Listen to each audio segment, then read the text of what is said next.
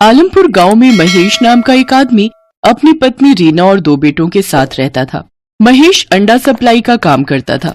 महेश का स्वभाव बहुत ही गुस्सैल और मक्कार किस्म का था। वो अक्सर रीना और अपने बच्चों को मारता पीटता रहता था। एक रोज, ये क्या बनाया है खाने में है? जब देखो रोज दाल बना के रख देती है। जितने पैसे तुम घर में देते हो उससे सिर्फ दाल ही आ सकती है। सब्जी पता है कितनी महंगी है। मुझे नहीं खानी तेरी ये दाल वाल। जा मेरे लिए मस्त सा अंडा पराठा बना कर रहा, नहीं तो तेरी ऐसी सुताई करूंगा कि आगे से दाल चावल बनाना हमेशा के लिए भूल जाएगी, समझी? रीना रोते हुए रसोई में जाती है और फिर पराठे के अंदर अंडा भर के सबके लिए अंडा पराठा बना कर ले आती है, जिसे खाने के बाद बच्चे बोलते हैं, माँ तुमसे अच्छा अंडा पराठा तो कोई बना ही नहीं सकता। सचमुच मजा ही आ गया। बस बस, इतना सर पर चढ़ाने की जरूरत नहीं है अपनी माँ को। रीना जो कुछ भी करती है महेश को कभी भी पसंद नहीं आता। छोटी छोटी बातों को लेकर वो रीना से लड़ाई करता रहता। एक दिन दोपहर को बच्चे अभी स्कूल से आए ही थे कि एक आदमी रीना के पास भागा भागा आता है। भाभी, महेश दुकान से पैसे चुरा कर भाग गया है और उसने मालिक से कर्जा भी लिया हुआ है। ये तुम क्या कह रहे हो भैया? मुझे तो इस बारे में कुछ भी नहीं पता। और कर्जा किसके लिए? हमें तो कर्जे की कभी जरूरत ही नहीं पड़ी। मैं तो बस आपको बताने चला आया। अभी थोड़ी देर में यहाँ पर पुलिस भी आएगी पूछताछ के लिए। हे भगवान, ये क्या हो गया? मुझे तो कुछ भी नहीं पता। मैं क्या बोलूंगी? उस आदमी ने तो मुझे कभी कुछ बताया ही नहीं। थोड़ी देर में वहां पर पुलिस पहुंच जाती है। वो रीना और बच्चों से पूछताछ करती है, लेकिन पुलिस जान जाती है कि इन लोगों को कुछ भी नहीं पता। इसलिए वो ये बोलकर चले जाते हैं कि अगर वो घर आए तो हमें इत्तला कर देना। पुलिस के जाने के बाद रीना सर पकड़कर बैठ जाती है। दोनों बच्चे आकर उसके आसपास बैठकर दिलासा देने लगते हैं। माँ तू क्यों परेशान होती है? तेरे को पता ही था ना कि बाबा कैसे थे। हम है ना माँ, सब मिलकर कर लेंगे। रोते रोते रीना अपने बच्चों को गले से लगा लेती है। अब उसे सामने आगे का समय बिल्कुल अंधकार में दिख रहा था। वो तो पढ़ी लिखी भी नहीं थी कि कहीं नौकरी कर लेती। क्या काम करेगी ये भी वो नहीं सोच पा रही थी। अभी तो वो उस दुख से उबर भी नहीं पाई थी कि महेश धोखा देकर चला गया है। 2-4 दिन इसी तरह निकल जाते हैं। मरता क्या न करता। आखिर में रीना को घर से काम के लिए निकलना ही पड़ा, पर उसे समझ में नहीं आ रहा था कि वो आखिर करे तो क्या करे। शाम के समय वो दोनों बच्चों के साथ बैठी होती है कि तभी, माँ हम दोनों को बहुत ही तेज भूख लगी है, तुम अपने हाथ का वो टेस्टी वाला अंडा पराठा बना दो। ये सुनकर रीना को एक आइडिया आता है और वो अगले दिन बच्चों के स्कूल जाने के बाद अंडा पराठे का सामान और बाकी सारा जरूरी सामान लाती है और शाम को जाकर बाजार में एक रेड़ी लगा देती है। वो पहली बार इस तरह का काम कर रही थी जिसकी घबराहट उसके चेहरे पर भी दिखाई दे रही थी। तभी सुनो बहन जी, जरा मेरे लिए अंडा पराठा की एक प्लेट लगाना। हाँ जी, अभी लीजिए मैं बनाती हूँ। रीना झट से तवा गरम करती है और उसके ऊपर अंडा पराठा बनाने लगती है। फिर उसके ऊपर मक्खन डालकर ग्राहक को देती है। अरे वाह, मैंने इतनी जगह से अंडा पराठा खाया, लेकिन इतना टेस्टी मैंने आज तक कभी नहीं खाया। और पराठे के ऊपर पड़े इस माखन ने इस पर चांद चांद लगा दिए हैं। रीना उसे धन्यवाद बोलती है। बहन जी जरा 2 प्लेट अंडा पराठा मेरे लिए भी बना देना, और हाँ एक में जरा मिर्च नमक कम रखना है। अंडा पराठा खाने के बाद वो आदमी भी रीना के हाथ के बने अंडा पराठा की खूब तारीफ करता है। भाई मैंने तो आज तक इतना परफेक्ट आमलेट नहीं खाया है। मिर्च मसाले का तो इतना परफेक्ट बैलेंस है कि वाह भाई वाह, मजा ही आ गया। ये सुनकर रीना के अंदर थोड़ा सा आत्मविश्वास जागता है। शाम तक रीना काफी सारे अंडा पराठा बेचकर घर आती है। बच्चे घर पर उसका इंतजार कर रहे होते हैं। अपनी माँ को पहली बार काम से आता हुआ देखकर वो दोनों भागकर अपनी माँ के लिए पानी और चाय बना लाते हैं। माँ तो कितनी अच्छी है, तुझे हमारी कितनी फिक्र है। बाबा ने एक बार भी हम लोगों के बारे में नहीं सोचा और हमें इस हालत में छोड़कर चले गए। बस मेरे बच्चों, पीछे की सारी बातें भूल जाओ और आगे अपना भविष्य देखो।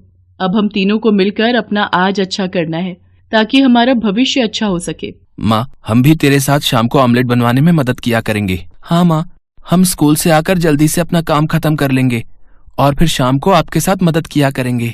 तीनों माँ बेटे बड़े हौसले के साथ अगले दिन से अपना काम और अच्छे से शुरू करते हैं।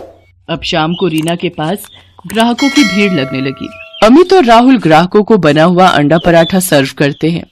अब रीना के हाथों का अंडा पराठा लोगों को इतना पसंद आने लगा कि लोग दूर दूर से भी वहां अंडा पराठा खाने आने लगे। अब रीना अंडा पराठा ही नहीं बल्कि उबले हुए अंडे और मसाला अंडे, मसाला ऑमलेट, बटर ऑमलेट और अंडा मैगी बनाने लगी। उसके पास अब हर तरह के ग्राहक आते और बच्चों को खासकर अंडा मैगी बहुत पसंद आती है। तीनों माँ बेटा बहुत मेहनत कर रहे थे।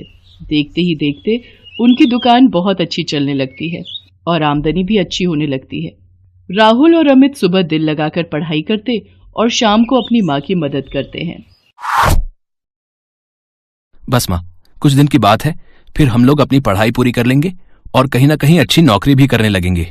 भाई मैं तो नौकरी वोकरी नहीं करूंगा, मैं तो बस माँ के काम को आगे बढ़ा लूंगा। मेरे बच्चों, मैं जानती हूँ तुम सुबह से लेकर रात तक लगे रहते हो, कितनी मेहनत करते हो। देख लेना, एक दिन भगवान तुम्हारी मेहनत का फल तुम्हें जरूर देगा। धीरे धीरे समय बीतता है और रीना के दोनों बच्चे अपनी पढ़ाई खत्म कर लेते हैं। वो अपनी माँ का साथ इसी तरह देते हुए आ रहे थे। राहुल ने तो पहले से ही ठान लिया था कि जैसे ही उसकी पढ़ाई खत्म होगी वो कहीं अपनी छोटी सी दुकान कर लेगा। माँ, क्यों ना हम लोग मिलकर एक दुकान ले लें? वैसे भी बरसात भी आने वाली है। कितनी बार भारी बारिश की वजह से हम लोग रेडी नहीं लगा पाते। ये बात तो तूने 16 आने सच कही है।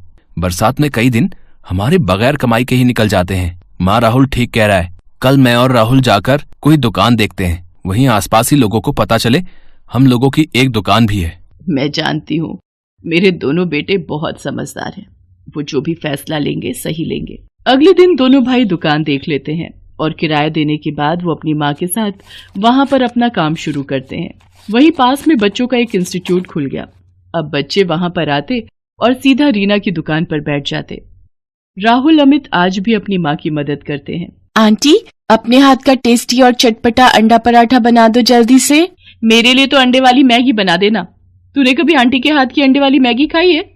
सच में मजा आ जाता है, इतनी टेस्टी कि पूछ मत। घर पर कई बार ट्राई किया पर आंटी के हाथों जैसा स्वाद कभी नहीं आया। अब मैं ज्यादा नहीं सोचती और मैगी खाने सीधा यहीं चली आती हूँ। रीना को बच्चों के मुंह से अपने खाने की तारीफ सुनकर बड़ा अच्छा लगता है और वो और भी लगन और प्यार से उन बच्चों के लिए अंडे बनाती है। एक दिन रीना सुबह जब दुकान खोलने आती है तो देखती है कि चारों तरफ अफरा तफरी मची हुई है। लोग अपनी अपनी दुकानों से अपना सामान निकाल रहे हैं।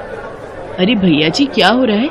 इतना शोर शराबा और ये लोग बाग अपनी दुकान से सामान क्यों निकाल रहे हैं? अरे बहन जी, आप भी अपनी दुकान का सामान जल्दी निकालो। जिस दुकानदार ने ये दुकान किराए पर दी है, यहाँ की सब दुकानें इल्लीगल हैं। हाँ, जिन्हें सरकारी महकमा के लोग बंद करने आने वाले हैं। ये सुनकर रीना अपना सर पकड़ लेती है कि अभी तो थोड़े से हालात सही होने शुरू हुए थे, अब ये क्या हो गया। वो अपने बेटों को फोन लगाती है और दोनों बेटे अपनी माँ की मदद के लिए आ जाते हैं। अब उन्हें दुकान का किराया दिए हुए 10 ही दिन हुए थे। रीना थोड़ा विचलित हो जाती है। वो लोग जैसे तैसे करके दुकान का सारा सामान निकाल कर बाहर ले आते हैं और सरकारी लोग आकर दुकानों पर ताला लगा देते हैं। पता नहीं भगवान की क्या इच्छा है, जब भी थोड़ा समय अच्छा होने लगता है तभी कोई बड़ी मुसीबत आने लगती है। माँ तो फिक्र क्यों करती है, हम देख लेंगे, कुछ ना कुछ हो जाएगा। रीना अपने दोनों बच्चों के साथ वापस वहीं फुटपाथ से शुरू करती है जहां उसने पहली बार अंडे की रेडी लगाई थी।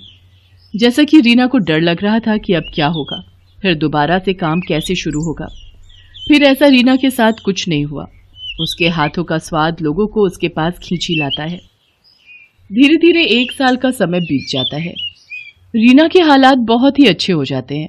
धीरे धीरे उसके पास थोड़ी बहुत जमा पूंजी भी इकट्ठी हो जाती है, जिससे उसका आत्मविश्वास और बढ़ जाता है और वो अपने काम को आगे बढ़ाने का सोचने लगती है।